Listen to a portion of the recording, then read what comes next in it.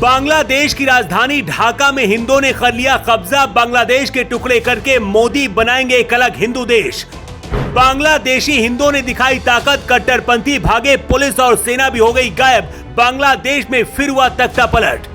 टूट गया हिंदुओं का सब्र, कट्टरपंथियों की खोदी जा रही कब्र, दुनिया हैरान। बांग्लादेश में फिर बनेगी शेख हसीना सरकार। अगले 24 घंटे के अंदर बांग्लादेश में क्या होने वाला है? बांग्लादेश की राजधानी में हिंदुओं ने कब्जा कर लिया। ढाका में इस वक्त नमाज नहीं बल्कि सिर्फ जय श्री राम की गूंज सुनाई दे रही है।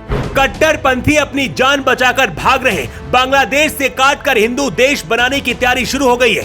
कहते हैं हिंदू सोता हुआ शेर है, जब जागता है तो फाड़ देता है। बांग्लादेश में शेख हसीना सरकार के तख्ता पलट के बाद से लगातार हालात बिगड़ते जा रहे हैं। मोहम्मद यूनुस को शेख हसीना की कुर्सी में बिठाकर बांग्लादेश में अंतरिम सरकार बनाई गई, लेकिन हिंदुओं के लिए हालात बेकाबू है।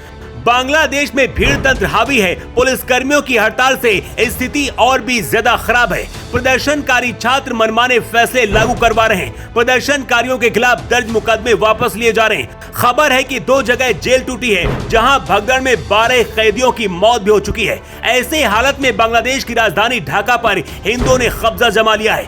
बांग्लादेश में हिंदुओं की कुल आबादी 7.97% है। अगर डिवीजन के हिसाब से देखें तो बांग्लादेश के 3 ऐसे डिवीजन हैं जहां हिंदू आबादी 10% से ज्यादा है। मसलन बांग्लादेश के 4 जिले ऐसे हैं जहां की आबादी 20% से भी अधिक है। बांग्लादेश की राजधानी ढाका डिवीजन के गोपालगंज जिले में हिंदुओं की आबादी 26% है। वहीं खुलना जिले में 20% से अधिक हिंदू रहते हैं। रंगपुर डिवीजन के ठाकुर गांव जिले में 22% हिंदू निवास करते हैं। इसी तरह से मौलवी बाजार जिले में 24% हिंदू हैं। पूरे बांग्लादेश के हिंदू राजधानी ढाका की तरफ कूच कर रहे हैं और बांग्लादेश की सेना से मुकाबला करने के लिए तैयार हैं। बांग्लादेश के ढाका में लाखों हिंदुओं की ये तस्वीर देखिए। हर तरफ जय श्री राम के नारे लग रहे हैं। हिंदुओं के एकजुट होने की वजह से कट्टरपंथी भी यहाँ पर नहीं पहुँच रहे, क्योंकि उनको पता है कि यहाँ पर अगर गए तो वापस लौट कर नहीं आएंगे। बांग्लादेश के हिंदुओं का सब्र टूट चुका है। घर से निकलकर सड़कों पर आ गए हैं और आर पार की लड़ाई लड़ने के लिए तैयार है। बांग्लादेश के हिंदुओं ने पहली बार अपनी ताकत पूरी दुनिया को दिखाई है और ये भी बता दिया है कि वो अब कुछ भी करने को तैयार है। बांग्लादेश के हिंदू प्रदर्शन करते हुए कह रहे हैं, हम हिंदू देश नहीं छोड़ेंगे। ये हमारे पूर्वजों की जन्मभूमि है। ये किसी के बाप का देश नहीं है। ये किसी के पति का देश नहीं है। हम इस देश को नहीं छोड़ेंगे। बांग्लादेश के हिंदुओं के पास अब सिर्फ 2 रास्ते हैं, या तो मरे या फिर लड़े। बांग्लादेश की राजधानी ढाका में हिंदू पहुंच रहे हैं। बांग्लादेश की सेना और वहां के कट्टरपंथी अब डर गए हैं।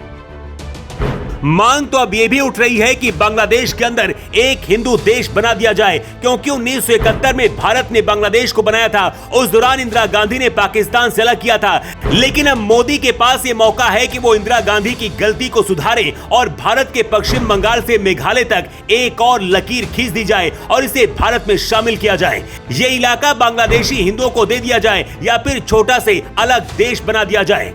2 दिन पहले ही योगी आदित्यनाथ ने कहा था कि बांग्लादेश के हिंदुओं को एक होना पड़ेगा। अब बांग्लादेश के हिंदू एक होकर लड़ रहे हैं और इंतजार सिर्फ मोदी के एक्शन का है। पीएम मोदी के पास ये सबसे बड़ा मौका है, क्योंकि बांग्लादेश से भाग कर आई शेख हसीना भी भारत में है और उनको कोई दूसरा देश रखने के लिए तैयार नहीं है। ऐसे में वो भी भारत को सपोर्ट करने के लिए मजबूर होंगी। शेख हसीना ने अभी तक ऑफिशियल तरीके से पीएम के पद से इस्तीफा नहीं दिया है। ऐसे में अगर भारत सरकार शेख हसीना को फिर से पीएम बनाकर बांग्लादेशी हिंदुओं के लिए राजशाही बाकुड़ और दिनाजपुर इलाके को देने की डील कर सकता है। अगर ये इलाका भारत से मिल गया तो भारत का संपर्क ईस्ट भारत से आसानी से हो पाएगा। पिछले 10 दिन के अंदर सैकड़ों हिंदुओं की जान बांग्लादेश में जा चुकी है। हिंदू मंदिर और घरों को जलाया जा चुका है। हिंदू महिलाओं को कट्टरपंथी अपने साथ उठाकर ले जा रहे हैं और बलात्कार कर रहे हैं। इस वक्त बांग्लादेशी हिंदू राजधानी ढाका में अपना कब्जा जमा लिया है। ढाका में इस वक्त नमाज की जगह सिर्फ जय श्री राम के नारे सुनाई दे रहे हैं और कट्टरपंथियों की कब्रें खोदी जा रही हैं। भारत के पास ये गोल्डन मौका है कुछ बड़ा करने का, क्योंकि इस वक्त पूरा हिंदुस्तान यही चाहता है कि बांग्लादेशी हिंदुओं को बचाया जाए। क्या पीएम मोदी को अब एक्शन लेना चाहिए? अपनी राय कमेंट करके आप जरूर बताएं।